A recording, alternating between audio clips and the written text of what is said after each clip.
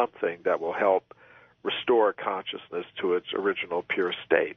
What got you interested in all of this, Michael? Something must have got you to wake up a long time ago and say, I'm going to devote my career to this.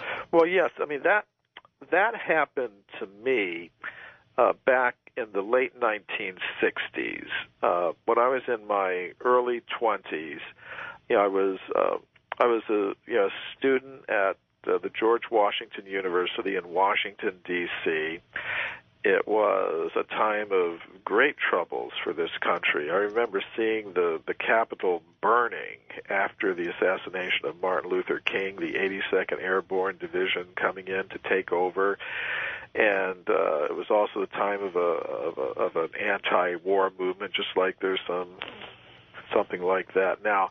It was a very, very difficult time, and I just decided I wanted to take myself out of the whole situation. I wanted to, because I'd heard, I was hearing people on this side of the political question saying one thing, people on the other side of the political question saying another, and I just thought, I just want to see what I think myself. I want to find truth myself. So I decided, okay, I'm going to go search around the world, and I'm going to see what I can find that makes sense to me.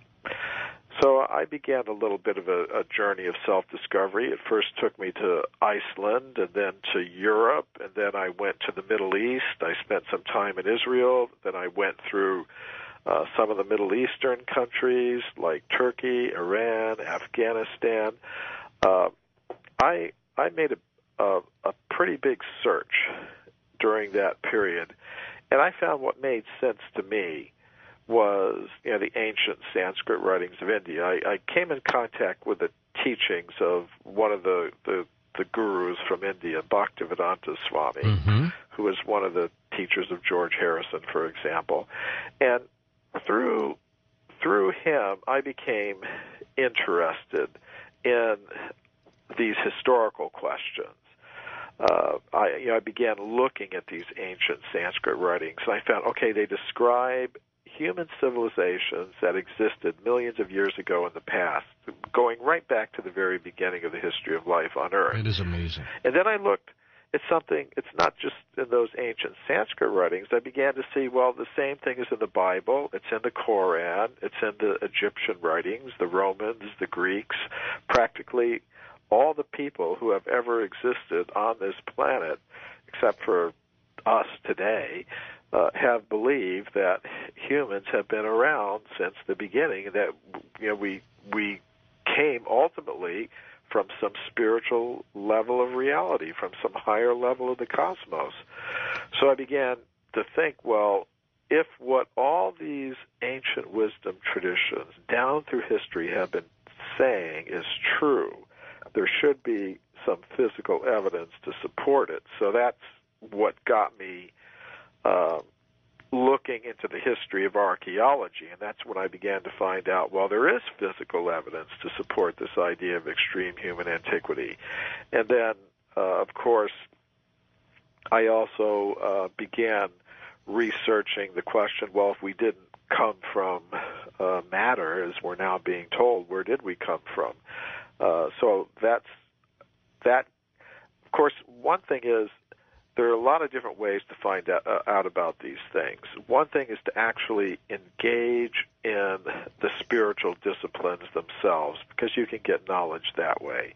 And that's what I did. I found something that worked for me. I found a system of meditation that worked for me. I've been practicing it for over 30 years.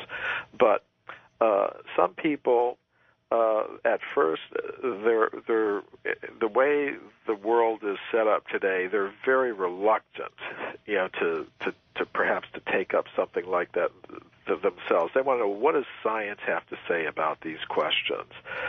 So for people like that, I decided, okay, well, let me see what science says about these questions.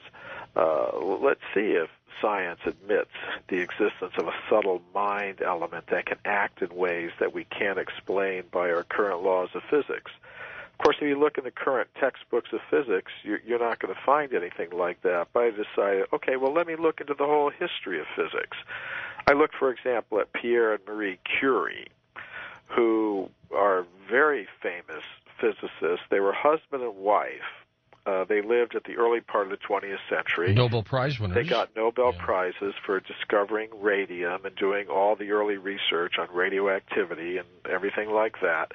They're mentioned in every physics textbook. What you don't find mentioned in the physics textbook is that they were heavily involved in psychical research. Huh. They were part of a group of 20 prominent European scientists who were doing this research in Paris early in the 20th century.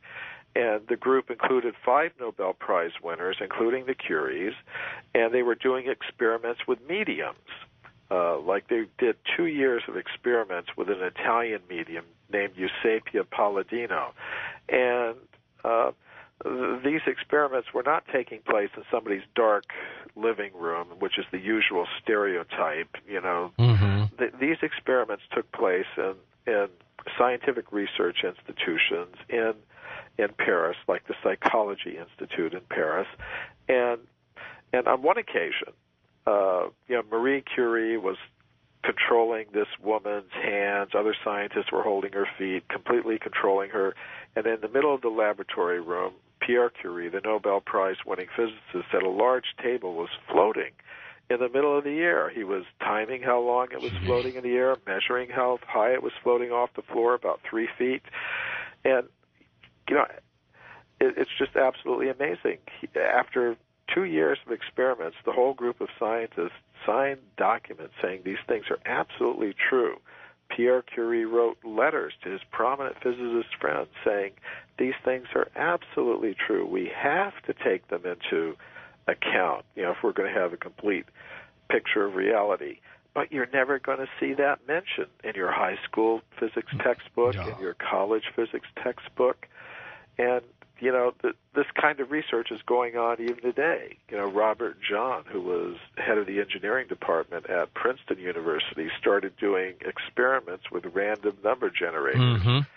And, the random number generator is a machine, a computer-like machine that will generate an output of zeros and ones. That's right.